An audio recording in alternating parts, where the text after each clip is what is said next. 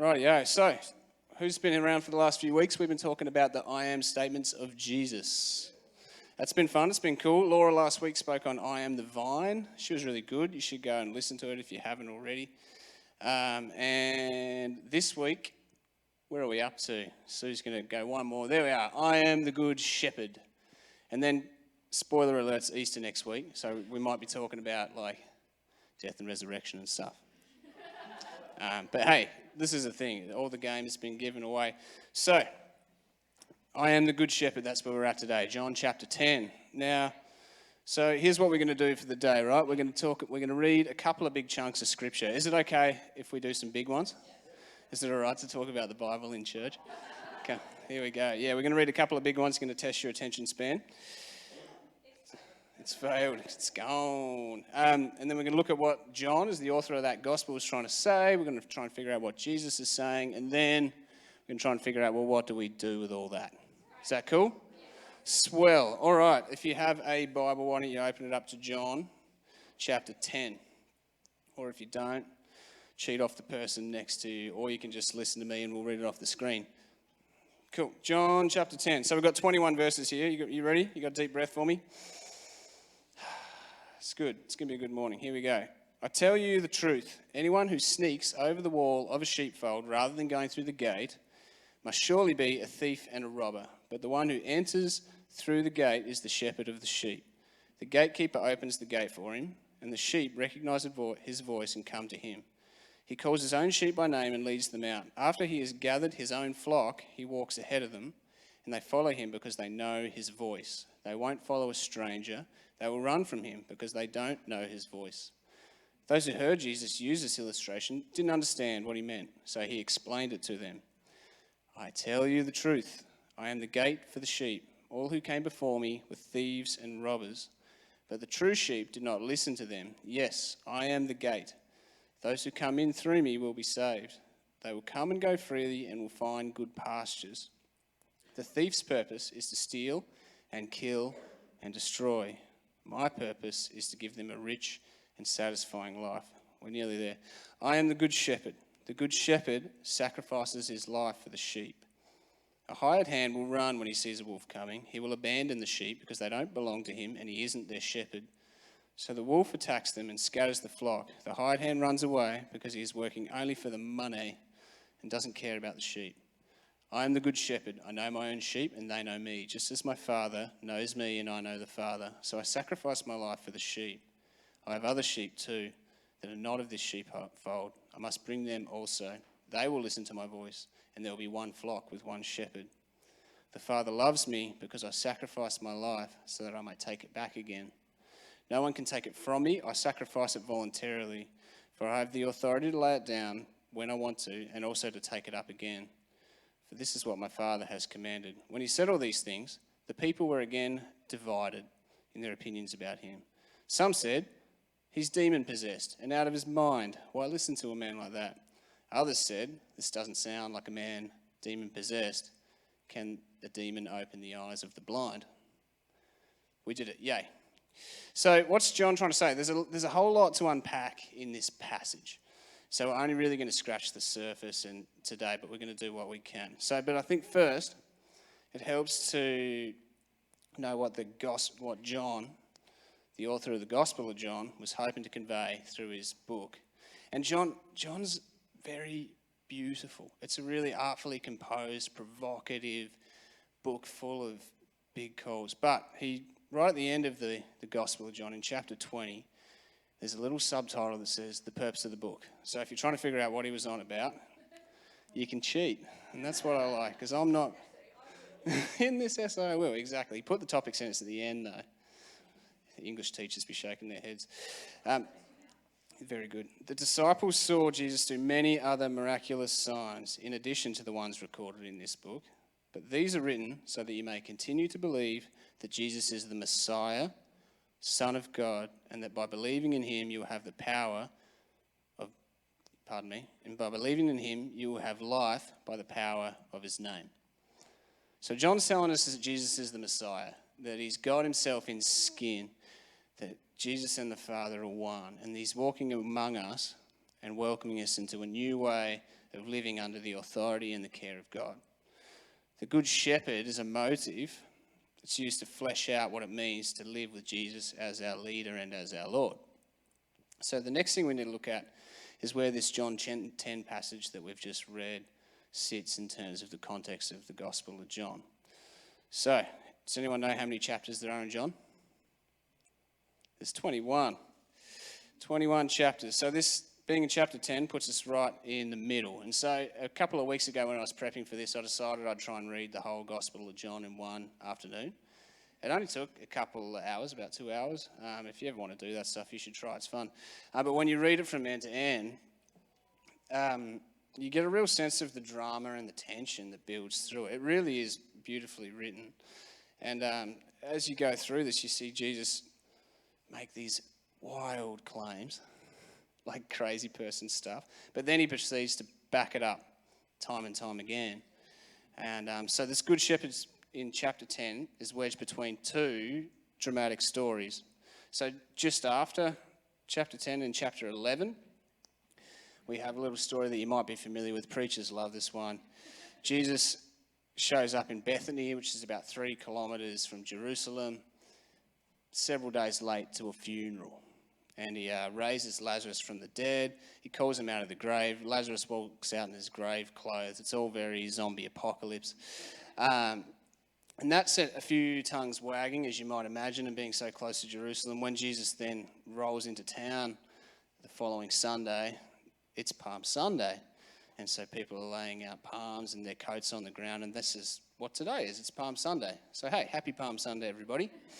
Yay. And so that passage is called the triumphant entry. That all happens just after what we're going to talk about today. Is that cool? By Friday that week, it's turned a little sour and he's dying on a cross. So the triumphant entry doesn't last real long. Immediately before, so that's after, right? Before, in chapter 9, we have another dramatic story where, now there's a little bit of context here, but it helps. If you don't understand this, I don't think you really get the message. Is that cool?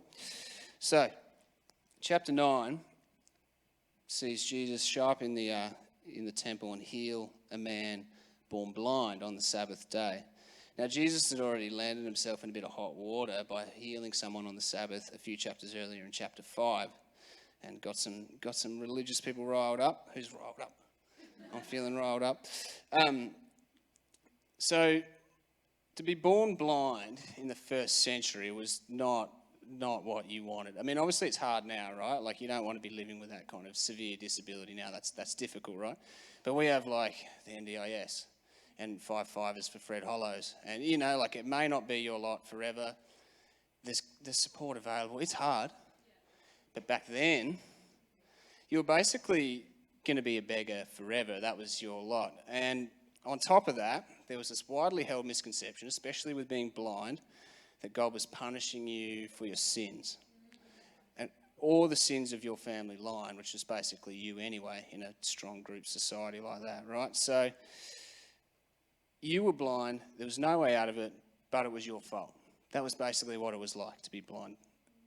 And so to place value on a person born blind was very countercultural. These were people that we didn't associate with. They were not our type. And so, yeah, that was out of line in terms of what was normal back then. But then the way Jesus does it, he spits in the ground and makes mud, and then rubs it into the guy's eyes. Anyone seen that in church? I've seen a few people get healed in church. I haven't seen the mud spit thing reenacted yet.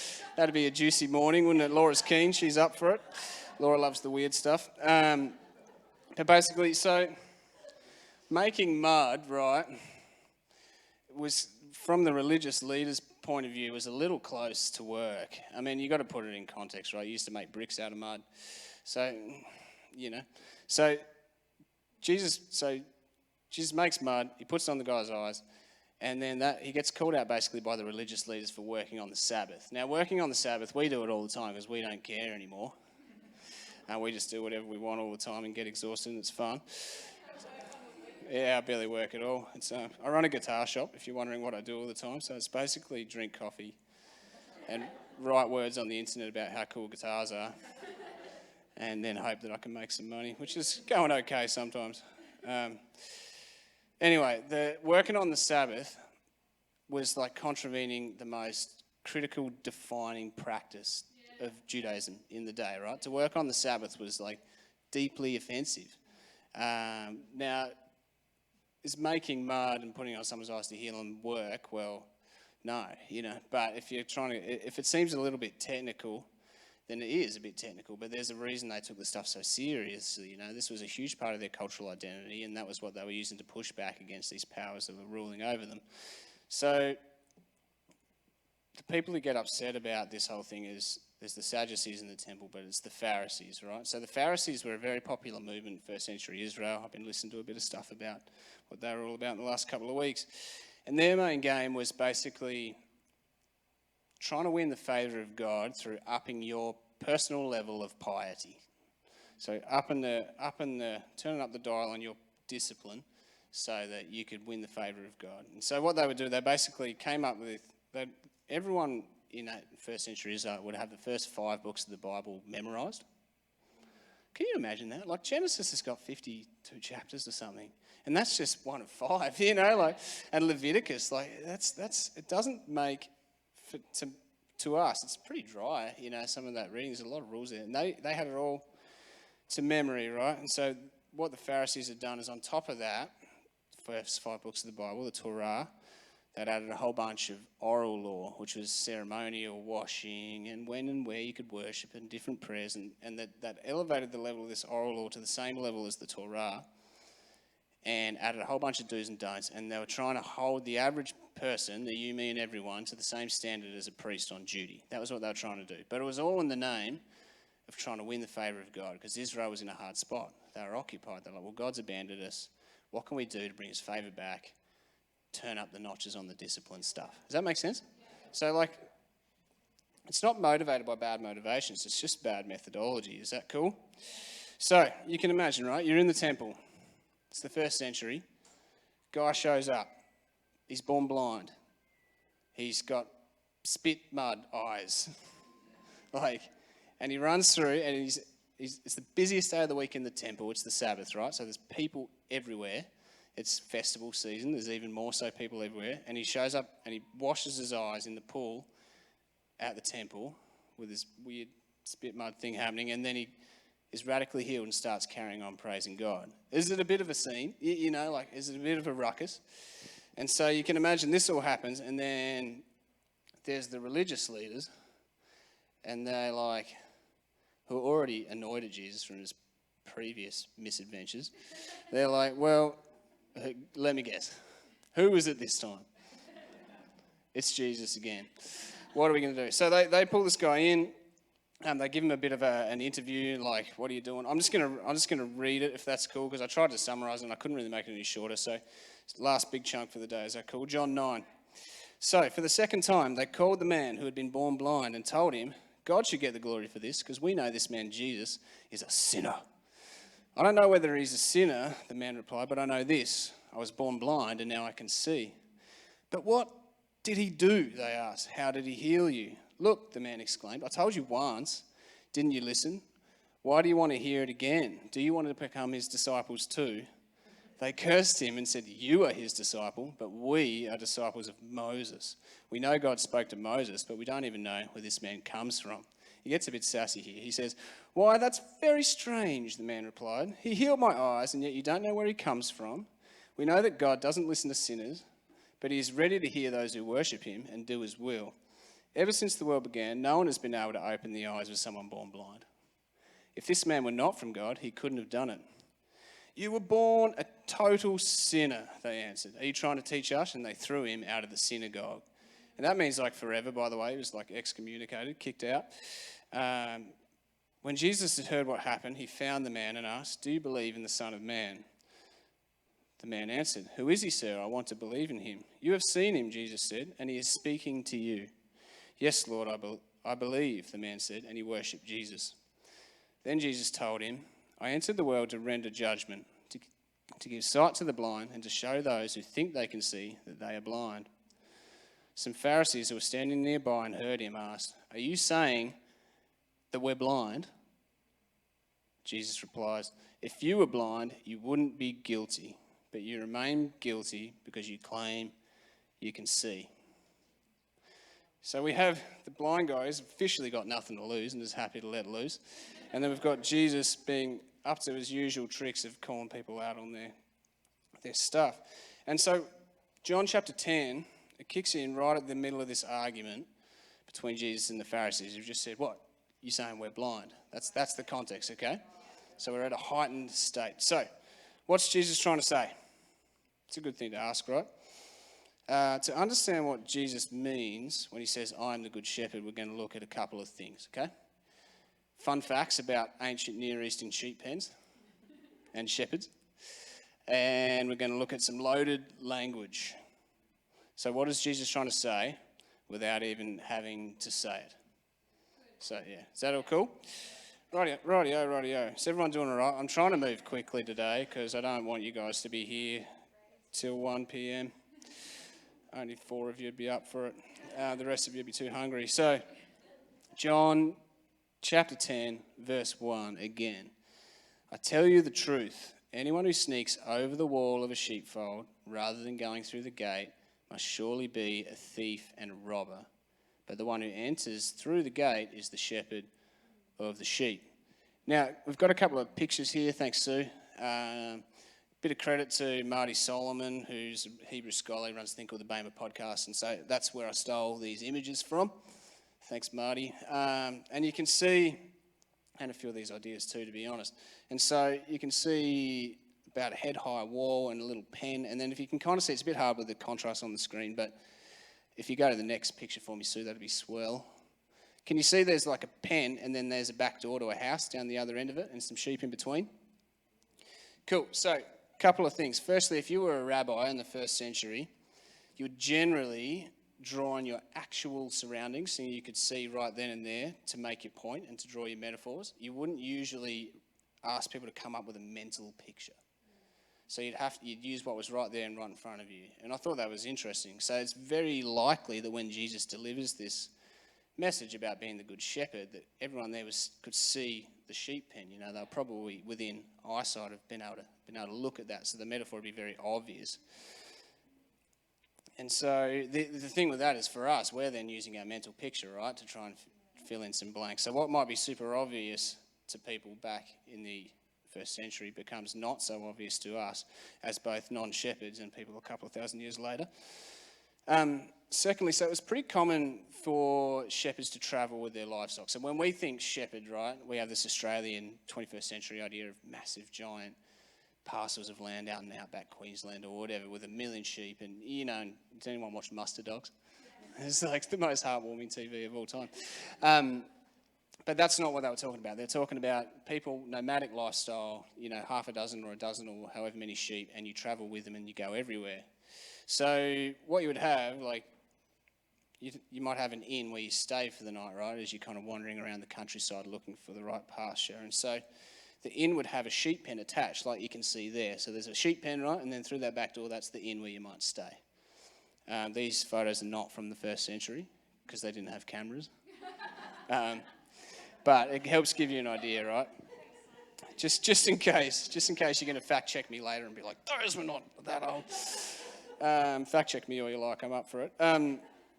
So yeah, you get walls that are high enough to you know, some of them are at waist high, some of them are more like head high, and then you get a single gate. Can you see the little gate there at the front? Cool. And so what you'd get, you'd have a few shepherds staying at the inn, and they'd all put their different flocks all in this one pen, right? And so the inn would then have a gatekeeper. Can you see our guy there? Yep, he looks like a gatekeeper to me.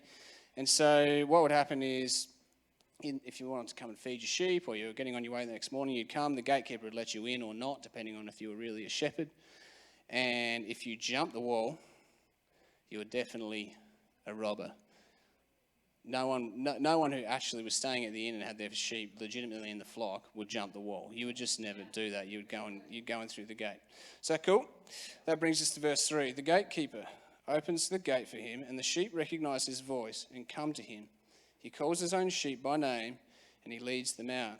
After he's After he has gathered his own flock, he walks ahead of him, and they follow him because they know his voice. They won't follow a stranger. They will run from him because they don't know his voice. So, has anyone spent much time around sheep? I'm a New Zealander, just quietly. I lived there till I was 8. But sheep have these weird rectangular pupils, right? They have weird eyes. And so that means they have incredible peripheral vision. So they can see 300 degrees at all times without moving their head. They can see directly behind them without having to turn around, which is pretty cool, pretty interesting eyes, right? But the trade-off for that is that they have bad depth perception. That's hard to say, depth perception.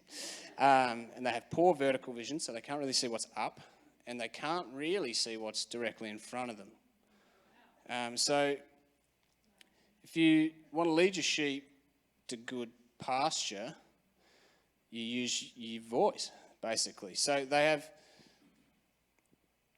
sheep have amazing hearing, and they have great memories. And so what would happen is that these shepherds would live with their sheep 24/7. They'd eat, drink, sleep, travel with their sheep all the time, and they would use their voice to lead them all the time, and they'd become extremely familiar with that voice. And so one little call or one little whistle or click of the tongue or whatever it was, and your dozen sheep would separate from the 48 other sheep in the pen, and they'd follow you out because they're used to your voice, and they can tell it down to the tiniest little thing. Cool, rightio. So we'll keep moving, and here's where it gets a little bit more spicy. So verse 6 to 10. Those who heard Jesus use this illustration didn't understand what he meant, so he explained it to them. It's good that they didn't get it because it gives us a bit of grace to not get things. I tell you the truth. I am the gate for the sheep. All who came before me were thieves and robbers, but the true sheep did not listen to them. Yes, I am the gate. Those who come in through me will be saved. They will come and go freely and find good pastures. The thief's purpose is to steal and kill and destroy. My purpose is to give them a rich and satisfying life. Who thought that steal, kill and destroy thing was about the devil? Kind of is, I guess, but it's literally in the context, it's about religious leaders, which is interesting. So what Jesus is doing here is he's setting up a contrast. Bad shepherds, good shepherd. Does that make sense? Very good. So for his Jewish hearers who, like we were saying, memorised the entire first 5 books of the Bible completely to memory, they would have been instantly familiar with this passage from Ezekiel 34, right? Which is a prophecy about bad shepherds. So it says here in Ezekiel 34, 1-2, Son of man, prophesy against the shepherds, the leaders of Israel. Give them this message from the sovereign Lord. What sorrow awaits you, shepherds, who feed yourselves instead of your flocks. Shouldn't shepherds feed their sheep? You drink the milk, you wear the wool, and butcher the best animals, but you let your flocks starve. That goes on for ages, that passage, so we'll cut the rest of it out. You can go look it up if you want. There's a similar passage in Zechariah 11 about the worthless shepherd, and it's got some zany street theatre stuff going on. It's all very interesting. But the upshot is basically Zechariah and Ezekiel were written while Israel was in exile, 500 years before Jesus was born, right? And at the time, the nation had no king because they were under occupation, right? It was the Babylonians, and then it was a bunch of others, and so they had no king. And when they go back to their homeland, the nation's then led by the priests. So they don't have a king, they have this ruling class of priests who basically call the shots on the whole country. And so the priests kind of set it up to benefit themselves, and that became extremely rich and extremely powerful while everyone else was suffering. And so that got on the wrong side of God. He was mad. The end of that, like one of the ending verses, and that God says, I'll feed them justice, which I think feels a bit like a Marvel Comics line, but it's like, he's riled up. And so Jesus is basically drawing a straight line from the religious leaders in his day to those 500 years earlier and saying, bad shepherds, you guys are the same as they were. And this would have been super clear if you were one of John's Jewish first century readers. And I think, to be honest, even today, it's a fair warning in our church culture with pastors wearing $1,000 sneakers and looking after themselves, but we'll leave that axe to grind another time. So moving on. So we've got the bad shepherds, right? And then in verse 14 to 16, this is what we have. I am the good shepherd. I know my own sheep, and they know me. Just as my Father knows me, and I know the Father, so I sacrifice my life for the sheep. I have other sheep too that are not in this sheepfold. I must bring them also. They will listen to my voice, and there will be one flock with one shepherd. So first, a couple of things on this, right? So when Jesus says, I am at the front of his statement, that's deeply provocative. That's like offensive almost for them to say. So I know Matt's covered some of this, so I'll be quick, right? But it's a reference to Exodus 3:14 where Moses in the burning bush and Moses says, who do I say sent me back to rescue Israel? And God says, I am who I am. It's like the most heavy metal thing ever.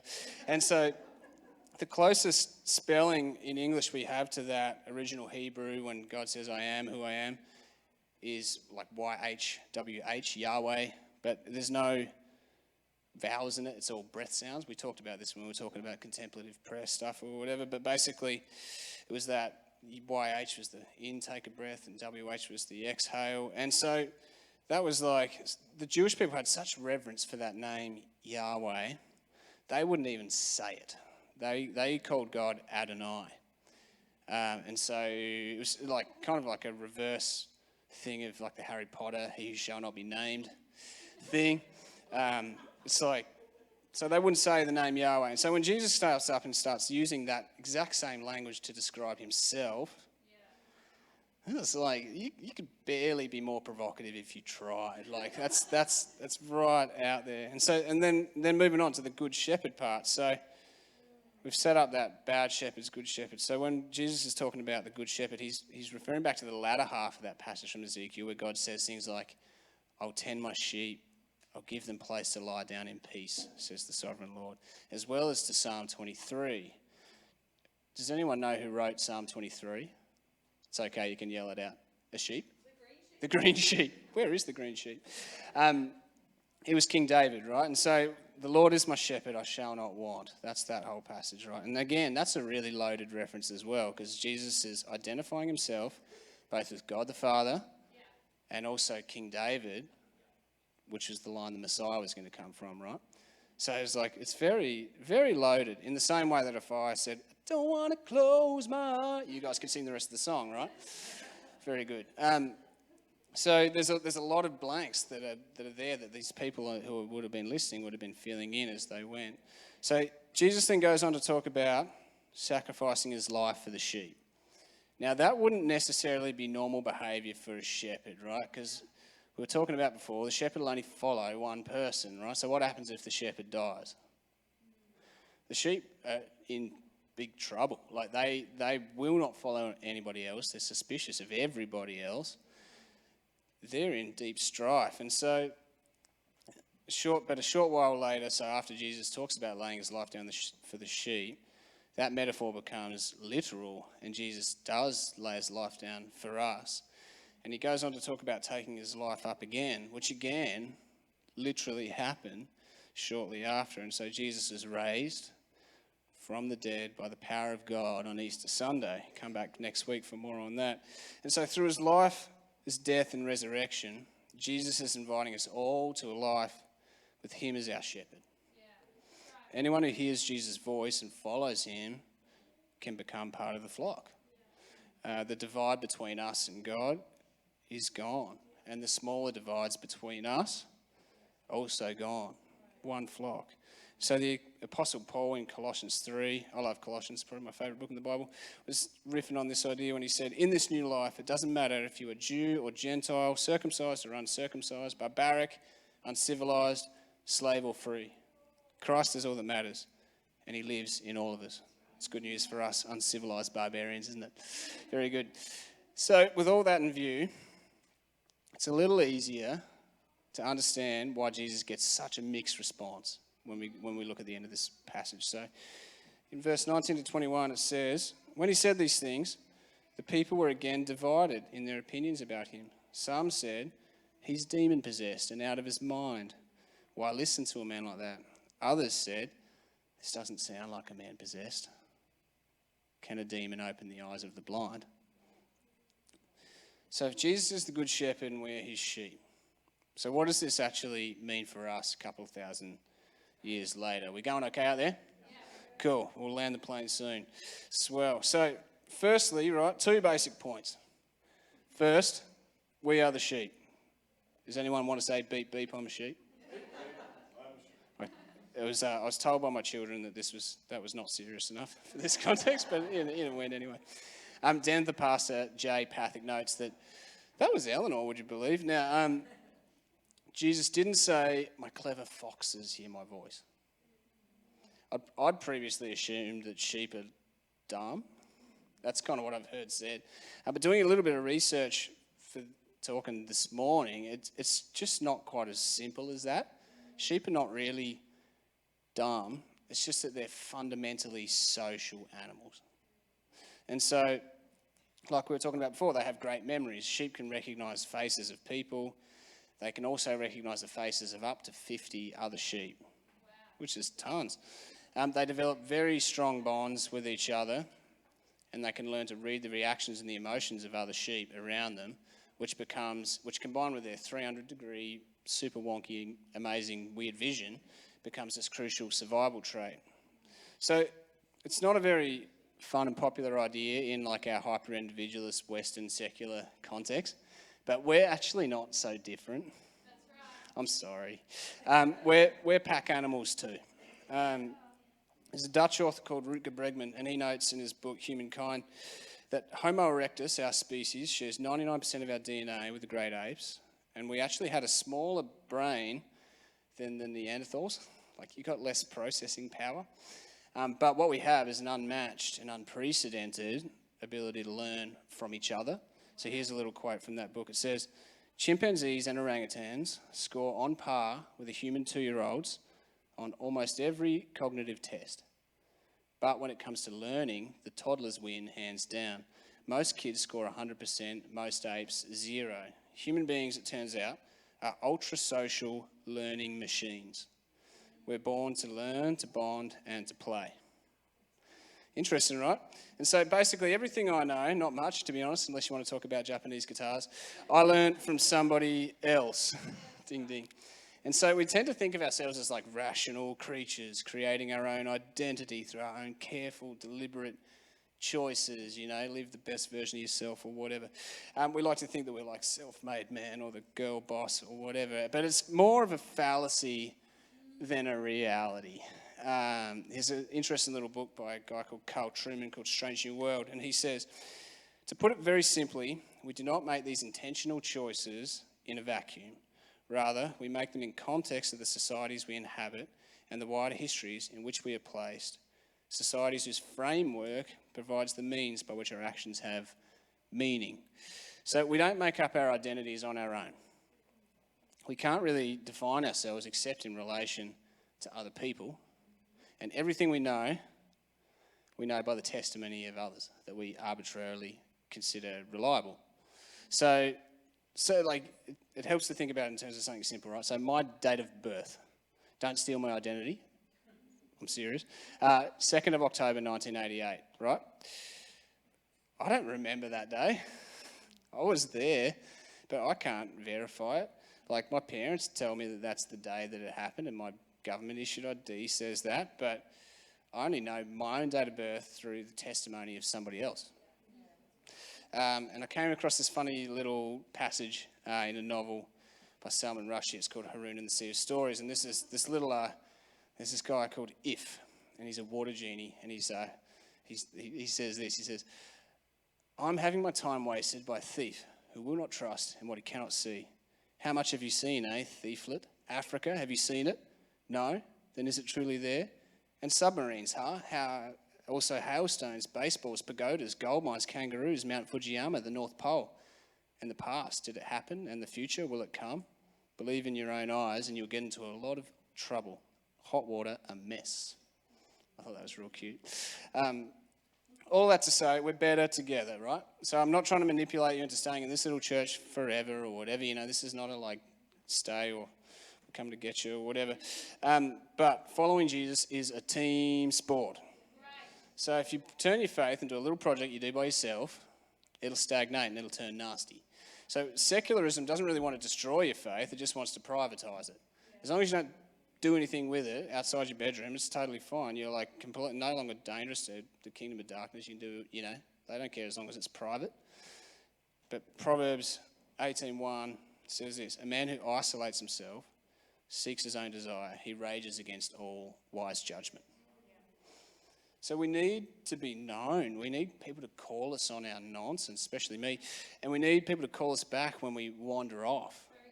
So I've got a couple of close friends who also follow Jesus. Disho's one of them, and they have a pretty good idea about how I'm going across all the different areas of my life. You might have heard a joke that the most remarkable miracle of Jesus is that he's a man in his 30s with 11 close friends. You're not going to form deep, honest, iron sharpens iron, depth, spiritual friendships quickly or by accident. Foster those relationships on purpose, because that is what will keep you in the race a couple of decades from now. Having said that, the little things help, but also there's huge power and consistency. So it makes a massive difference to keep showing up to church and whatnot as well. Hebrews 10 is the classic line on this. It gets quoted all the time, maybe out of context, and here we go again. Let us help each other to love others and do good. Let us not stay away from church meetings. Some people are doing this all the time. Comfort each other as you see the day of his return coming near. It's annoyingly simple, and church can be really annoying. Christians can be really annoying. I can be really annoying, and my wife said, amen. But when we gather together habitually to refocus on God's agenda, and you do it for decades, it has huge transformative potential.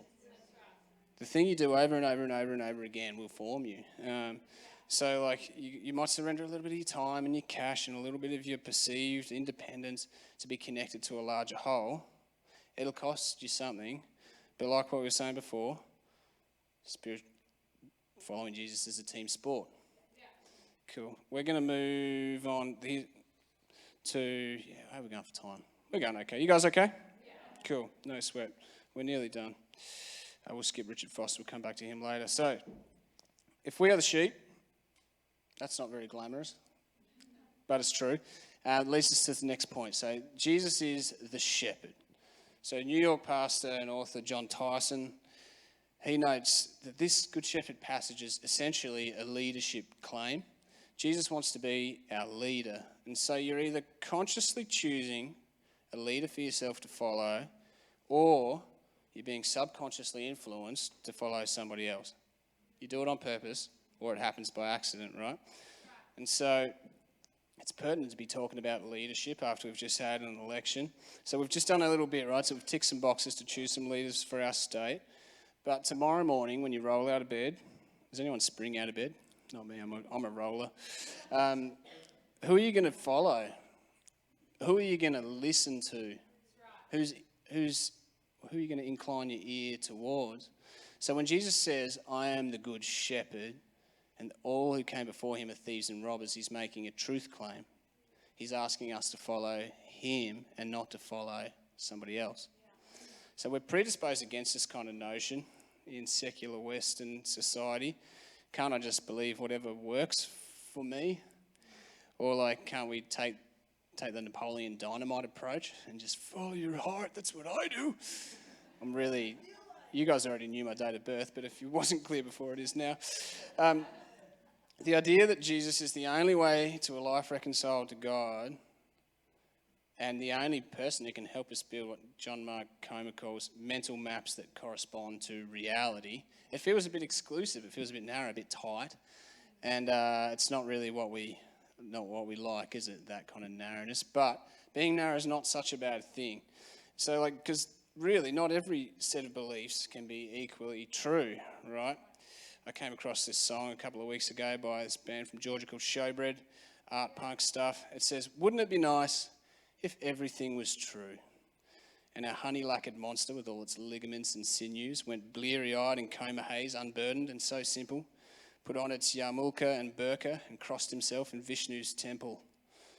But nothing is true if everything is true. I was like, wow, that's like so sarcastic. I love it. It's great.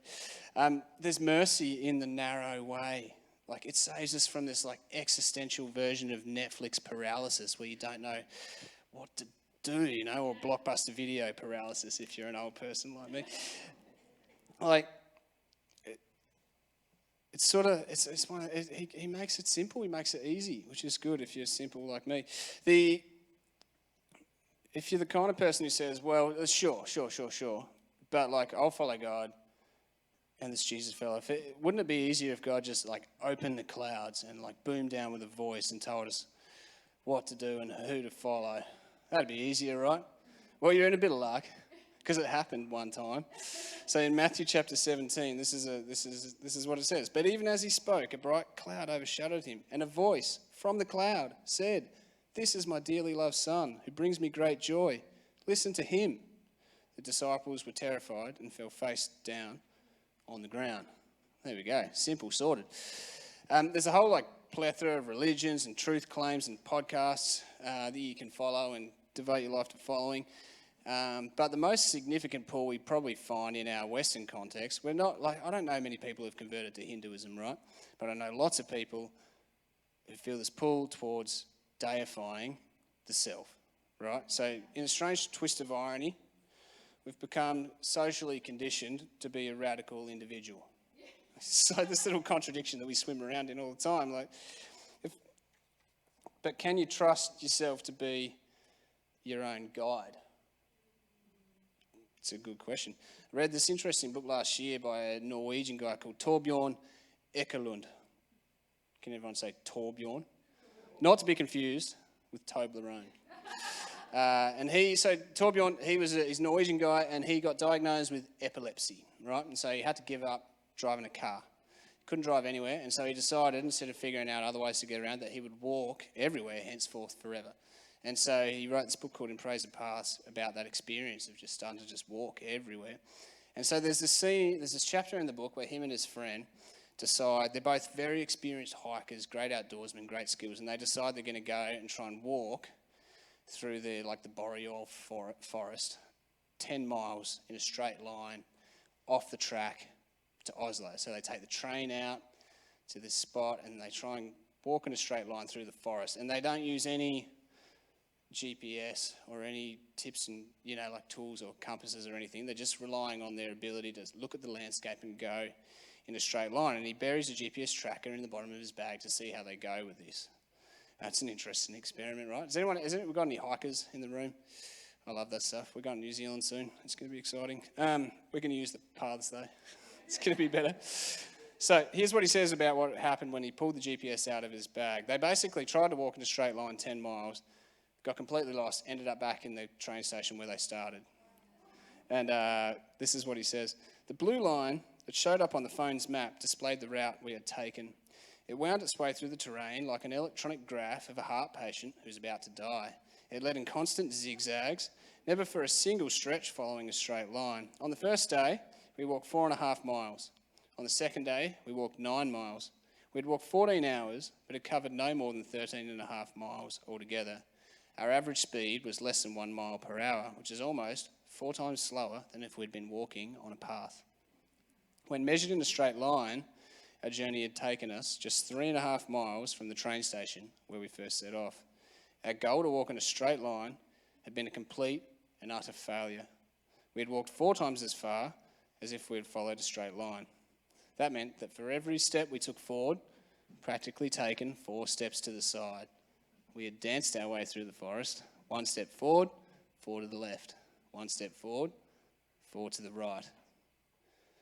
So the older I get, the more I realise I'm just not as clever as I would like to be.